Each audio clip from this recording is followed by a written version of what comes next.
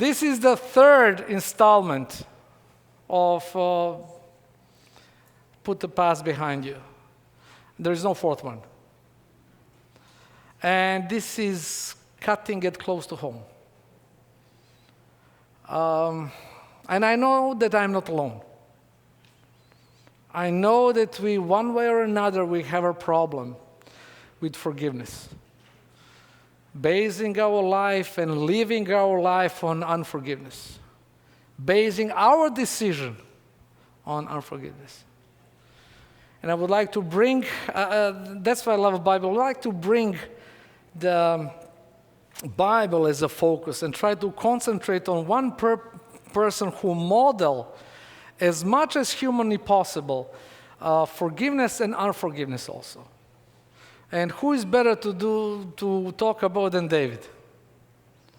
He's a very interesting person, very colorful person, which makes the Bible a very interesting book because it's a holy book. We all believe in it, but inside that book you have some Hollywood material. You have some wow events, some head spins. You think, what? And the book of Bible talks about this and about that, and that's why I love the Bible. Because it does not talk about Spider-Man or Superman, talk about some special powers, talks about people who are vulnerable as much as in you and I. And I can identify with them. I cannot identify with Superman. He's too far in La La Land that I cannot identify. But with David, yes, I can.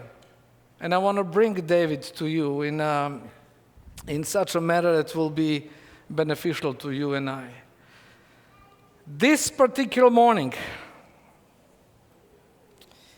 David was standing at the door of the town, looking at all his warriors one at a time, and having his 3 commanders right beside him.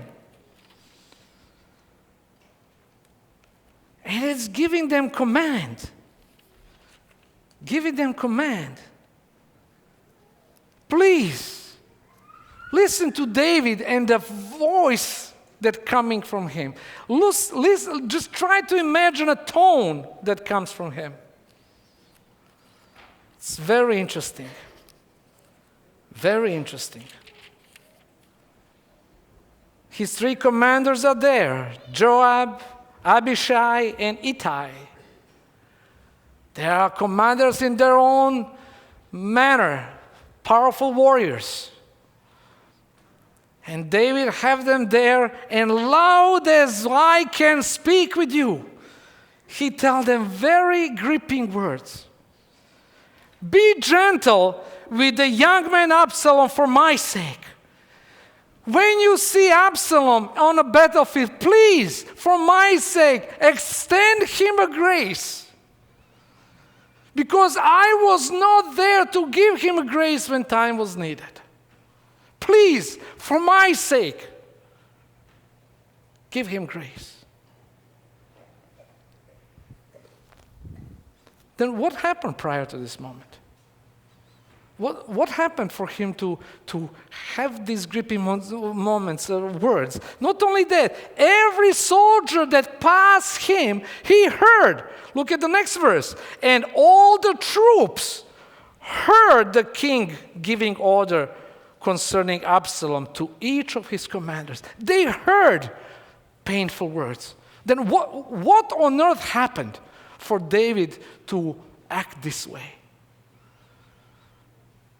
And this is where the past is concerning. David knows in this moment that he failed to provide necessities for his son in order for his son to grow as a good and honest, as a godly man. Something was missing in David's attitude towards Absalom that was lacking grace. Love. And that comes from that fateful event when David decided to kill a man because he slept with his wife. Very interesting, very domineering event in David's life, to the point that he tried to hush it out, hide it even from himself, to the point that he gave the death sentence into the man's hands who needs to be killed. And he walked away to the battlefield, give the letter to the general Joab, and he put him, according to the letter, to the place that he know he will be killed. And Uriah the Hittite met his destiny, being killed by the man who tried to hush out his decision to sleep with some other woman. God met gracefully David and forgive him to the point that he ordered certain events to happen for him to lose his firstborn child from his wife. But after that, David came up and he continued growing. He never doubted God's forgiveness. You never saw that David turned back and said, I don't know if God forgave me. Did you ever saw that, in anywhere in the Bible that you find out? But where was his downfall? He never forgave himself. He never forgave himself. How I know that? You know what? Let me just bring you some information that Karen Schwartz from MD, medical doctor from Johns Hopkins Institute, what actually unforgiveness is doing to us. And this is the new, actually, research that comes up, and I am a little bit impressed that what is happening in the secular world.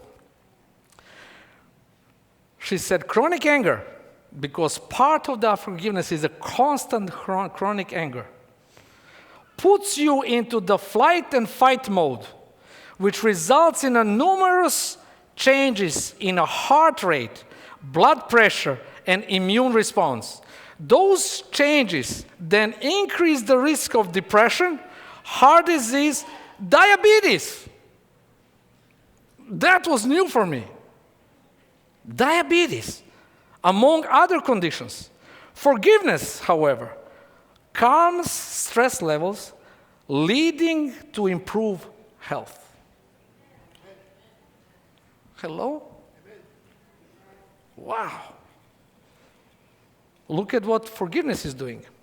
Lowering risk of heart attack. Okay, I already said that regarding unforgiveness. Improving cholesterol. Thank you. Cholesterol, yeah, there you go. Cholesterol levels. And sleep. Reduce pain. Hello? Who likes pain? I tell my son always when he is trying to exercise, and they come to the point that, you feeling that, say, Gabriel, do it. Pain is your friend. And he look at me and say, yeah, you're right. But pain in certain point, yes, it's good. Imagine that you don't feel a pain. What will happen to your body?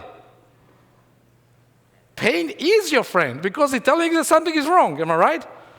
What will happen if you cut yourself and you don't feel the pain? Not good. That means pain is good. It's telling you that something is wrong. But forgiveness is actually reduce the pain, reduce blood pressure, reduce level of anxiety, depression, and stress. I mean, why I need a doctor when I have this? Just letting go. And now David, poor David, he had a problem. And he was stuck in certain realities. Look at this. He was 100% sure that God forgave him. But when he lived his life, his action proved and showed that he never found himself good enough to go forward and be spiritual authority. Let me tell you why. In a due process of time, as you know, as a king, he has a lot of sons and daughters, and one of them was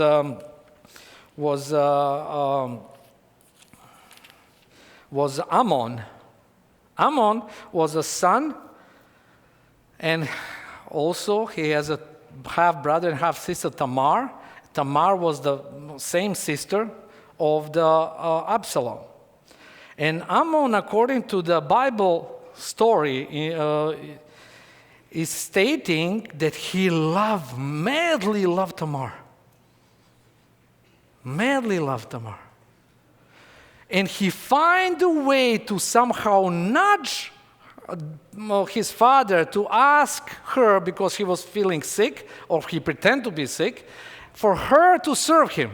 And he used that opportunity, and he enforced himself on her.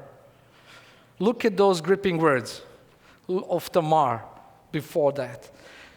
Don't, my brother, she said. That's chapter 13, verse 12, if you want to follow me. Don't force me. Such a thing should not be done in Israel. Don't do this wicked thing. What about me? Where could I get rid of my disgrace? And what about you? You would be like one of the wicked fools in Israel. Please speak to the king. He will be not keeping me from being married to you. But he refused to listen to her, and since he was stronger than she, he raped her. Same verse saying, and Ammon, after he finished that wicked act, hate her, Tamar, with intense hatred. In fact, he hated her more than he loved her, and he threw her away from his home. This shameful woman now went to her brother, and she spent the time at his home. But Absalom was trying to see what his father will do. According to the statement here, David was just angry, but he didn't do nothing. Nothing. Verse 21, when David heard of this, he was furious. Absalom never said a word to Ammon, either good or bad. He hated Ammon because he had disgraced his sister Tamar. What David is doing? Hello? Angry? Why? Why would he act like that? What on earth gave him reasoning for him on this shameful act to act like this? Do you know why? Because he lives in he saw himself through the act that he did. He never let go of that. Even though God forgave him, he still cling to that. He never, at the point, just hold on a minute in that point. This one, when he was talking to his generals and moving away and waving to his troops to the war, he said, please, be graceful to my son, Absalom, for my sake. He was ready.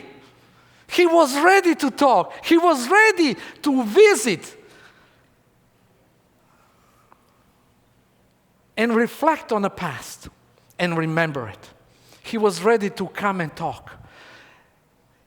In this moment, for him to act on Ammon's act, he couldn't have courage. He didn't have no spiritual authority within him to do that. Now, is this sounds familiar? Sometimes in our life, when we are put in a position by God to act, and sometimes put a foot down, we don't have a courage to do that. Why? Because we don't find ourselves worthy enough. I have a story that I heard, and I'm 100% sure it's true. There was a daughter coming out from the school, and she said Oh, Mama, I need to tell you this. I was getting out of the homework that I need to do because I told teacher that the grandmother is in hospital and I didn't have a time to do my homework and she let me go. Mother, as being a mother, you know what? That's really shameful what you did. You lied to the teacher. And why did you do that? I will make a note to teacher for you to know how to behave for next time and be straight to your word. And what a girl will do? Yes, Mom. She get a lesson. Now Dad, same day is coming from work and say, wife, you know what I did? Oh, I saved us some money. Police caught me on a highway. I was going about 30 over. And he caught me and I told him, listen, my mother is in hospital. And I need to go to the hospital. He was graceful enough, he let me go. You know what Mama did? Good for you. Good for you. And now, who is listening? Who is watching them? What? And now, tell me, what are we as a parent creating in the mind of this little girl? I said, Mom, Dad, what? We're building spiritual schizophreniacs. Because we're saying one thing and we act the other one. Soon as finances are in question, there is plain level field. There is no moral grounds. No moral grounds. David is ready to face in the moment with his general saying, please, be gracious to my son. But here, he was not ready to face the reality because within him, he didn't have a courage to face that reality that he is still Son of God, that he has complete authority to act upon Ammon action. But he couldn't find it within him. Why? Because he's still in his eyes sinful man. He don't believe that he's courageous enough. Do you find yourself sometimes in similar positions? It's a gripping. It's a gripping. But one thing I find out is in order for us to get a healing, we need to look ourselves in that event that we were in.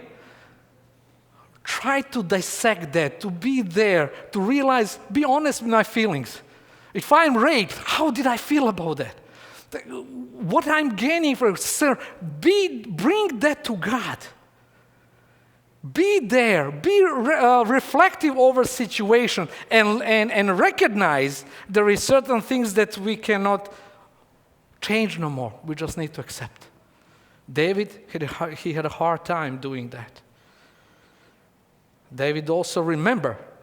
We are blessed and cursed by the memory. I wish that I can tell you that you can forget certain things, but you can't. And that has a blessing and curses. We need to choose not to put on the side certain things and not to think of them. We're doing ourselves this favor. Why? Because I can guarantee you, knowing my life, that will catch upon us. Events of your life will occur in such a way that will remind you of that event. If we did not do the legwork in our mind, it will have a drastic consequences on the way how we make decisions today. Do you hear me? There is no taboo in your mind with the God. If you run away from your God, do not reflect on your past with Him, you will be stuck in certain position and you cannot go forward spiritually. This is the bottom line. I'm not here a psychotherapist, but this is what it is. You need to do legwork. You do not need psychotherapists. For extreme cases, yes. You know what PTSD is? PTSD is position or the state of mind when your flee and flight is always on.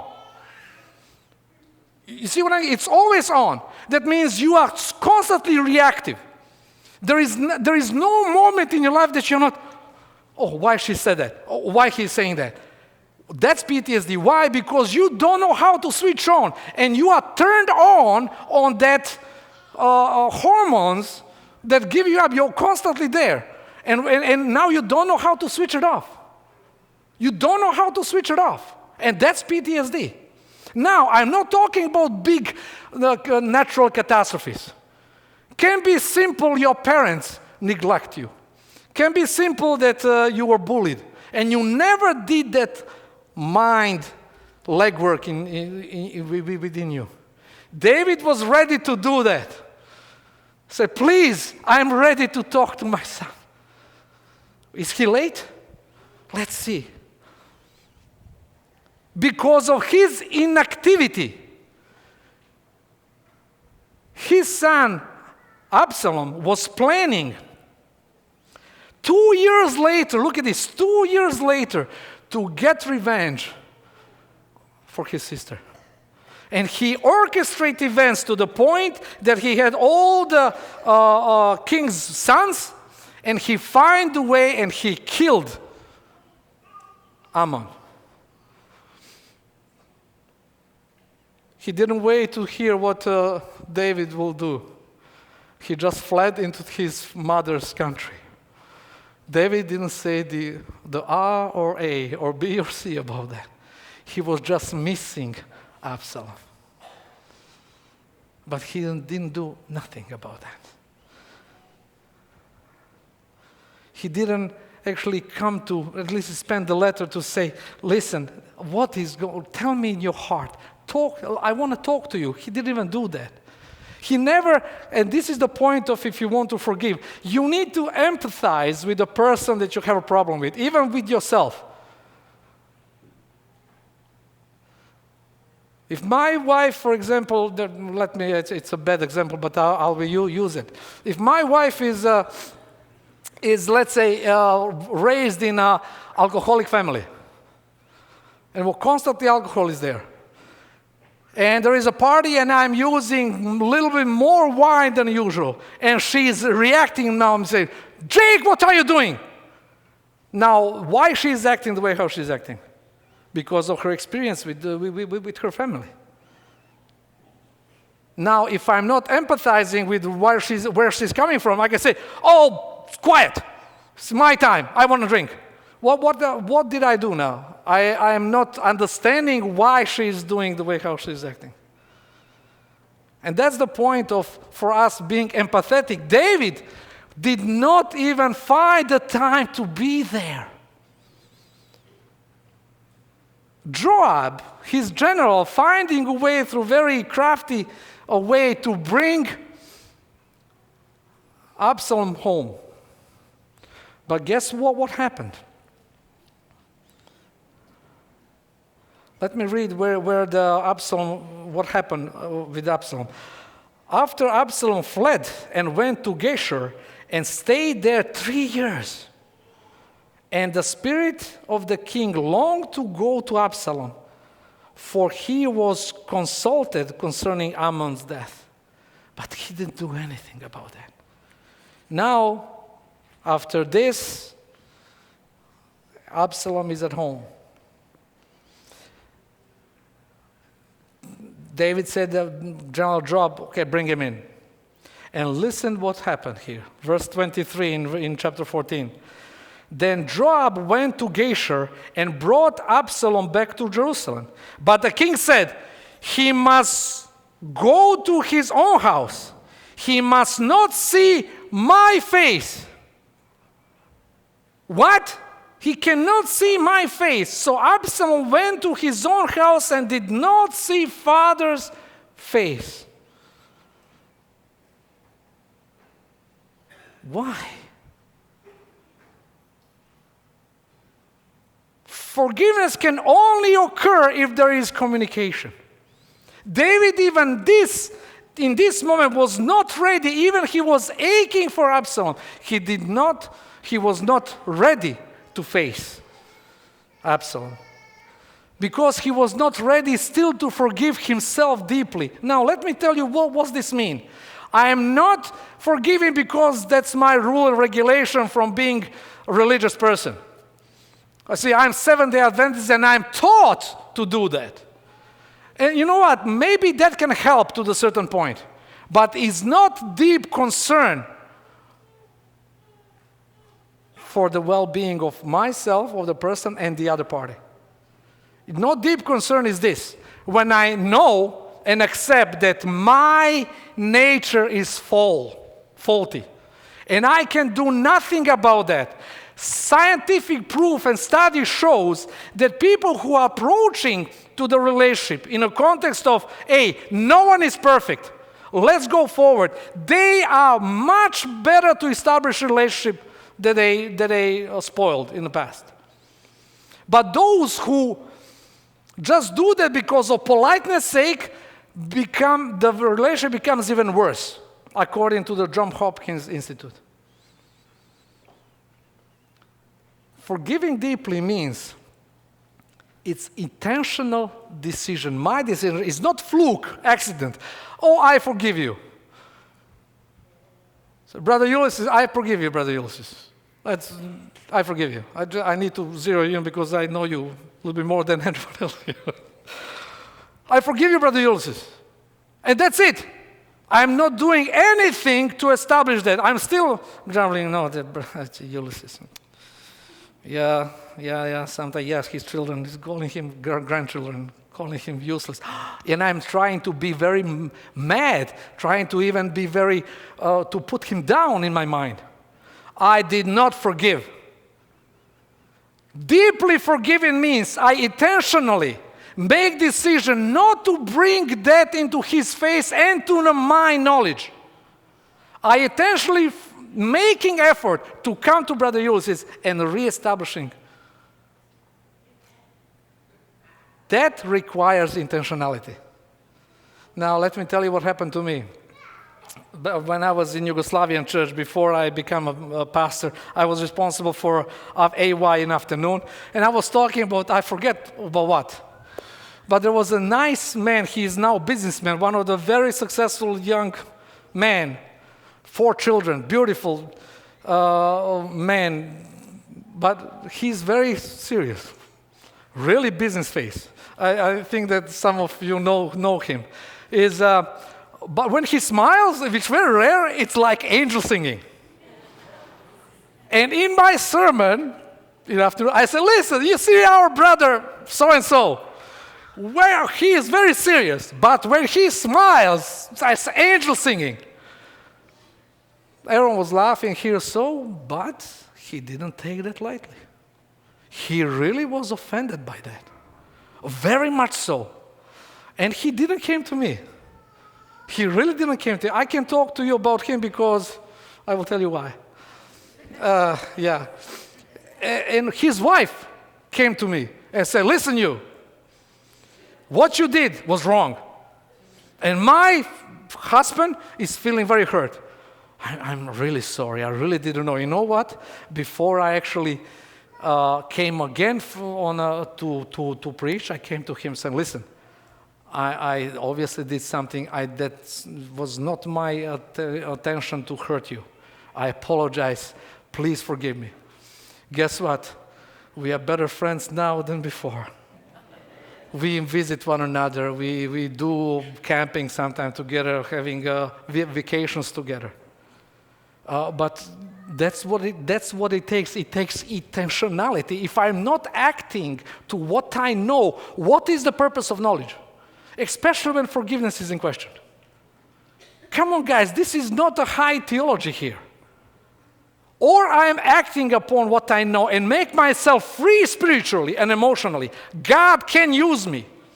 But if I'm stuck in a rut, if I cannot forgive myself and find a way to work the magic within with my mind, with my Lord, I will be stuck. God cannot use me. I will be reactive rather than proactive in my life.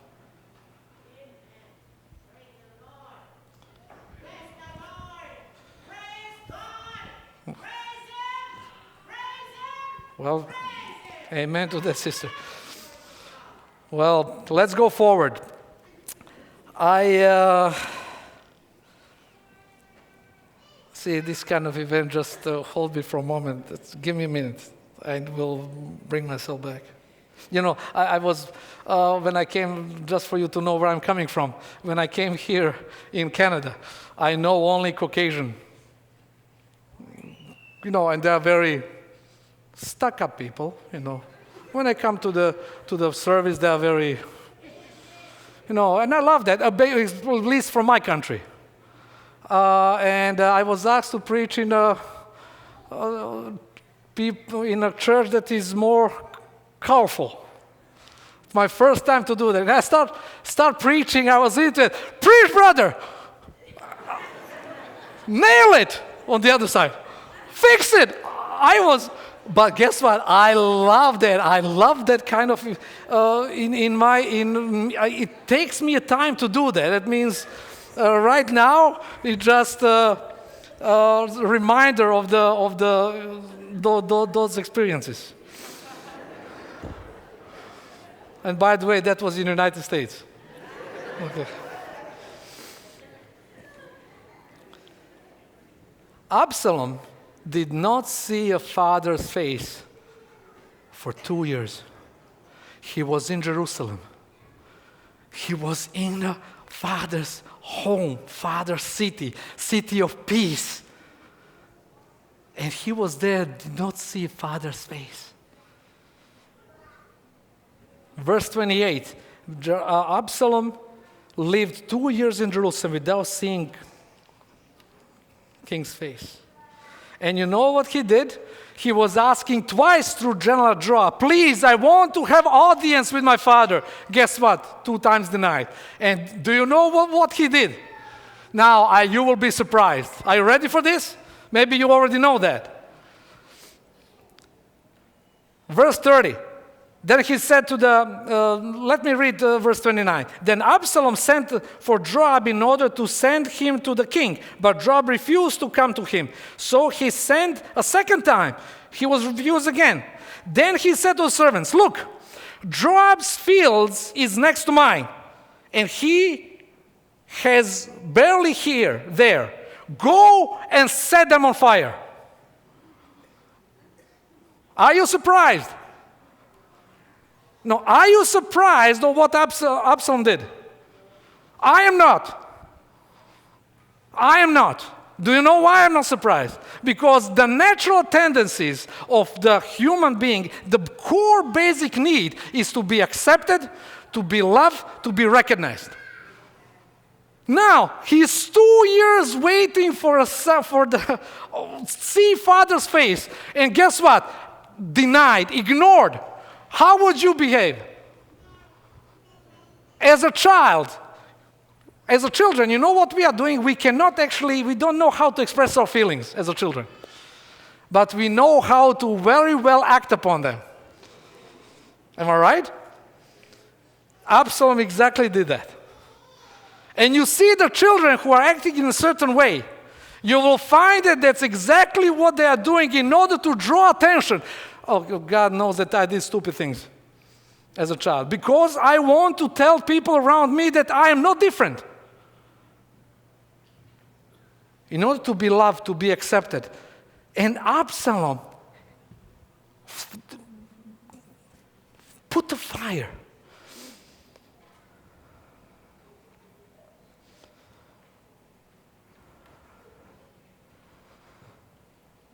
There is conversation later on between Joab and Absalom. And finally, look at verse 33. So Joab went to the king and told him this. Then the king summoned Absalom and came in and bowed down with his face to the ground before the king, and king kissed Absalom. What? What kings did? Would you expect that from your father? Just go away. Is that? He was totally neglecting, didn't have still courage, David, to put her hands over his son. Listen, son, I need to tell you, it's not about you, it's about me. to be honest with himself. Listen, why? Because of what I did is because of 1, 2, 3, 4. I was totally incapable to do that. He was just kissing his son, making this even more problematic. Why? It becomes like a hidden bomb that no one sees until it erupts. Did you ever saw the people acting or reacting in certain ways, saying, oh, I didn't know that she can do that. Oh, she's acting, wow, I never know that. Or couples, oh, wow, everything was okay. Everything was fine. And now she left me or he left me. Really? Really? I mean, how blinded we need to be to say that. Why? Because we are hiding ourselves not to be open. Open with God. Open with one. There are two truths that are very much important. Being open with God and open with ourselves. If these two lacking in mine and your life, we cannot be spiritually active. We cannot be spiritually used. And on the end, my brothers and sisters, point is David late? Battle is concerning to be starting. Everything is in place. Is David late? 2 messengers of dispatch. First messenger was the Israeli, saying, we won, king. And God said, okay, how about my son? I don't know nothing about that. Second messenger comes in. And that was not Israeli. Was Cushite. And he was actually chosen for a purpose because they didn't know how David will react. That's why they sent non-Israeli person. And Cushite said,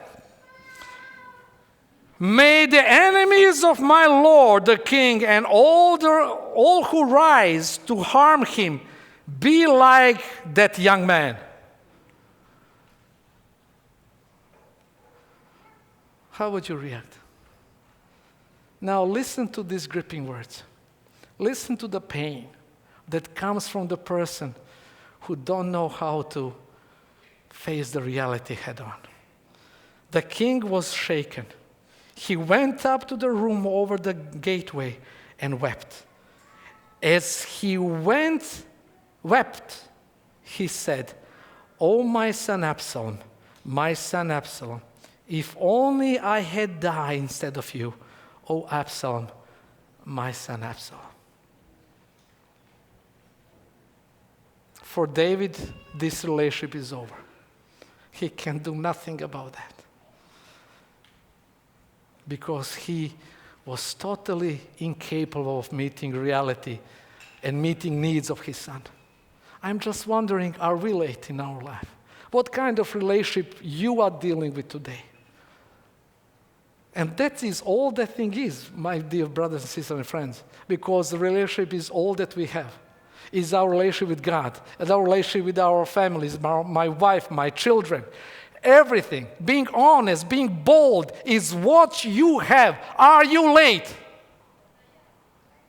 Are you late to make amends? Are you late to say I'm sorry? Are you late to say to take a credit for things that are good, but also for things that are bad? Are you late?